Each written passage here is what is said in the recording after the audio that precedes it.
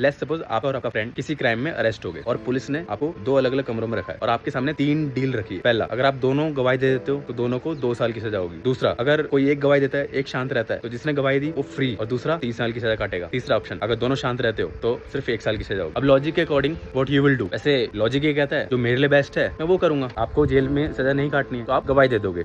But wait, वो भी human है और वो भी यही सोच रहा है, वो भी जेल में सजा नहीं काटना चाहता। तो रिजल्ट क्या निकला, उसने भी गवाही दे दी और अब दोनों को 2 साल की सजा होगी। This is the fucking game theory. Mind blow हुआ। इसी सिचुएशन में दोनों ने कोऑपरेट किया होता और एक दूसरे पे ट्रस्ट दिखाया होता तो दोनों को सिर्फ 1 साल की सजा होती। ठीक है, और एक बात याद रखना, गेम थ्योरी कभी भी गेम्स के बारे में नहीं है, इट्स अबाउट लाइफ। ये डिसीजन मेकिंग थ्योरी है। कभी कभी हमारे डिसीजन दूसरों की चॉइसेस पे डिपेंड करते हैं। बहुत सारे एग्जांपल्स हैं। अगर किसी हाईवे पे 2 पेट्रोल पंप्स हैं तो उनके प्राइसेस सेम क्यों रहते हैं? सोचा है कभी? Amazon, फ्लिपकार्ट की सेल्स में ज्यादा डिफरेंस नहीं रहता है प्राइसेस में। This is game theory. Even जो नेटफ्लिक्स रिकमेंडेशन जो आपकी आती है, गेम थ्योरी। डेटिंग एप्स में जिस लोगों से आप मैच करते हो, गेम थ्योरी। बहुत सारे एग्जांपल है। एप्पल और सैमसंग के फोन के प्राइसेस गेम थ्योरी पे डिपेंड करते हैं। इवन फुटबॉल में जो पेनल्टी किक्स होती है सॉकर में, वो भी गेम थ्योरी पे डिपेंड करती है। It runs everything. आपको भी डिसीजन मेकिंग में मास्टरमाइंड बनना है या फिर गेम थ्योरी को सीखना है तो आपको 3 चीजें करनी होगी। पहला, predict others moves, think 2 steps ahead. तीसरा, लुक फॉर विन विन। हमेशा कंपटीशन करना सही नहीं होता, कभी कभी कोऑपरेशन वे बेटर होता। ठीक है, and one ending note, life is a game and now you know how to win it.